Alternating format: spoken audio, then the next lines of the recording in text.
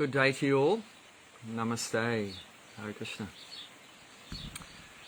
So today's talk is about just some tips for the health of babies and kids. The first couple of tips is what I've heard from one of my great spiritual teachers. So the first one is that he said that if you massage your baby with oil, so massage their full body with oil, different oils are there, whatever you prefer, and then keep them in the morning sun, the early morning sun. Just leave them naked and covered with some oil in the early morning sun. He said that is very good for their health. So that's the first one.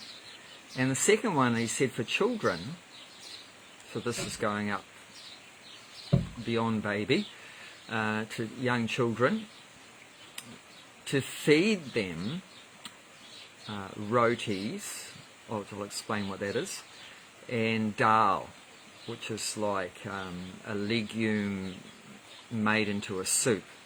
There's different kind of dals or legumes: mung, tor, chana, split pea, and so forth.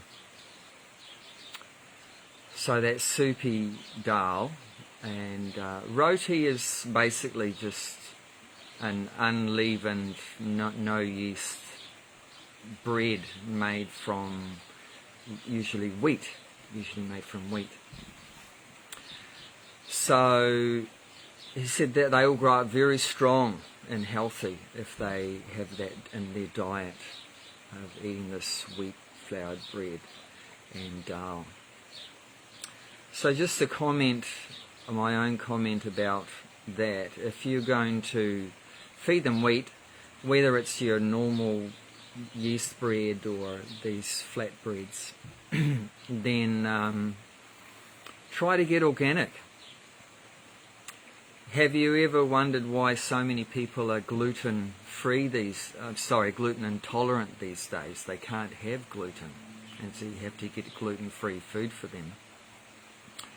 Why is that? And it's only a recent thing. I mean, people have been eating wheat since the day one of human civilization, but in the last few decades, so many people can't eat wheat anymore. So I've done a lot of research about it, and some researchers have said that people are not allergic to the wheat, the gluten, but they're not gluten intolerant, they're glyphosate intolerant. So glyphosate's the main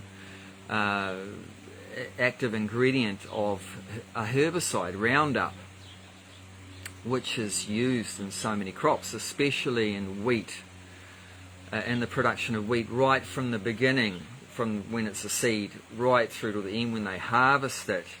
There's so much spray on that wheat with herbicide, Roundup, glyphosate. No wonder why if people come anywhere near that food made from that wheat, they get sick. So that's what I would do, is if you want to eat something with wheat in it, just try to get it organic, if you want to do your health a favour. And you're feeding your kids wheat, or you're eating it yourself, or whatever. So many people like to eat wheat. Then try to get it organic. And another bit of research I did is that the human body needs 44 essential nutrients, and 40 of them you can get from wheat. So it's no wonder why we've been having wheat since the beginning of civilization, because it's just such a wonderful food. So much nutrients are in that wheat that we need. However, within 24 to 48 hours of grinding that wheat into flour, then 80 to 90% of those 40 nutrients are lost. So fresh is best. So that's taking it to the next level. You get organic wheat, but try to get whole wheat. Try to get organic whole wheat and grind it yourself into flour and then process it into whatever bread you're making fresh. And then you're not getting all that toxic herbicide in it because it's organic, and also you're getting all those 40 nutrients, the maximum amount. It's not 80% of it lost because it's been sitting in the supermarket for 6 months and then sitting on your shelf at home for 6 months, and you might as well just eat cardboard because there's not going to be much nutritional value left. So what we do in New Zealand here, most of the wheat in New Zealand is grown in Canterbury in the South Island. So we get a big 20 kg bag, 25 kg bag of that shipped up to us, and then we have a flour mill, an electric flour mill. You can get a hand mill or electric one, and then just grind it as you want to use it. Grind it into flour, and then we make our breads, our rotis and chapatis and puris and different things like that, parathas. Now, just another thing about bread is that in India, traditionally, they wouldn't be using yeast. It's just mixing flour and water and a bit of salt. You can put a few extra things, but basically flour, water and salt together, make into a dough and cook it on a hot plate like that, and they make their breads, fresh breads. There's no yeast use. The problem is commercial yeast is not a naturally occurring yeast. Yeast means fungus, right? There's fungus in the air everywhere. That's not a problem for us to digest that. But this is commercial yeast used in most breads, unless you get sourdough. Sourdough bread is brilliant. That's a natural fungus, a natural yeast. You can digest that. But this commercial yeast, you're buying the bread from the supermarket, that's not very digestible. And you're going to get a lot of problems. And if people's digestion is not good, then it's going to start growing inside. And therefore you get things like eczema, right? What's eczema? Eczema means that fungus has grown so much that it's coming out on the skin, and then you get all itchy and scratchy and everything like that. That's because of this commercial yeast. So try to avoid commercial yeast. Either use sourdough, or much simpler is make your simple dough. And there's a million recipes for chapatis, rotis, parathas, puris and things like that. You don't need yeast, just make your fresh bread, and it's so much better for your health. And it tastes yum, tastes really good. And you feed that to your kids, it's going to be just, they're going to grow up like Superman. It's going to be so good. So those are things I heard from our spiritual teacher. Massage the babies with oil and keep them out in the morning sun. And then, feed them the dal and your fresh bread like that, rotis. That's super good. And what I'm going to say now is just from my own research and things like that. So, there's been a phenomena in recent years where kids are born with like these crazy diseases. And they're already sick from when they pop out of the mum. And obviously people wonder, how the hell can they be so terribly ill right before they even come out into the external environment? What's going on? So research, and they find out there's so many toxins in their body. It's just full of toxins. Okay, so more research. Where do those toxins come from? That they found those toxins were, how did they get into their body, was through the mother's breast milk. So then the next question, more research, is how do those toxins get into the mother's breast milk? And they found out that most of them had come from cosmetics. So watch out, mums.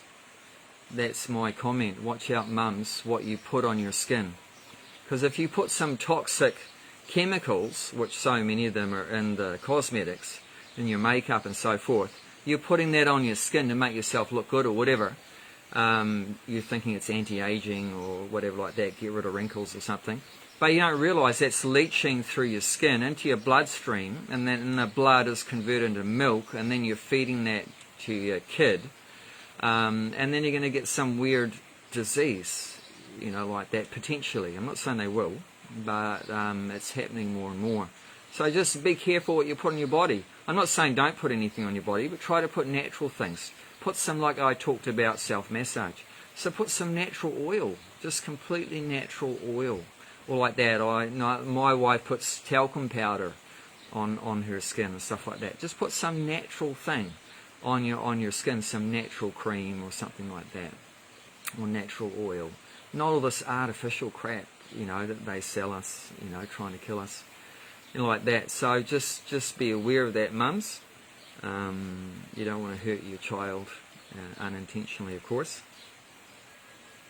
The other thing is that modern society in many countries now tries to pump the kids, right from day one, with so many vaccines, and inject the babies with so many things right from day one.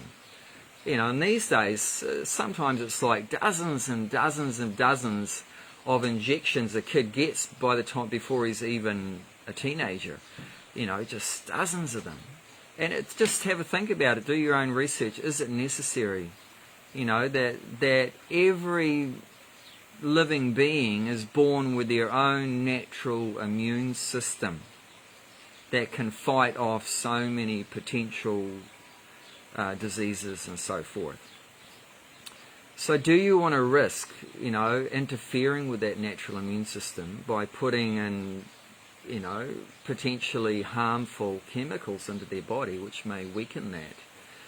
So it's like a double whammy, so just do your own research.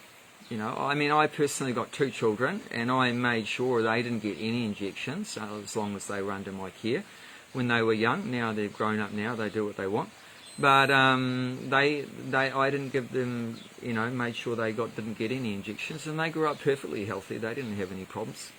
But yeah, I've done a lot of research, and there's a lot of really weird diseases that are in children these days that were never there before. And what's changed? One of the only things that's changed is that so many vaccinations and injections of so many things. So just do your own research. But yeah, once you put it in there, it's hard to get it out. It's hard to detox from all these things. So better is not to put it in the first place. That's the recommendation. Keep it simple. Why complicating yourself by putting crap in your body, and then you have to work out how to take the crap out? So just be very careful. The children are our responsibility. So, we don't want to do any harm. I think that's the first medical principle, right, of a doctor is supposed to be. First of all, do no harm. So as a parent also, we do want to do no harm to those under our care. So hope there's something helpful there for you all, and have a great day.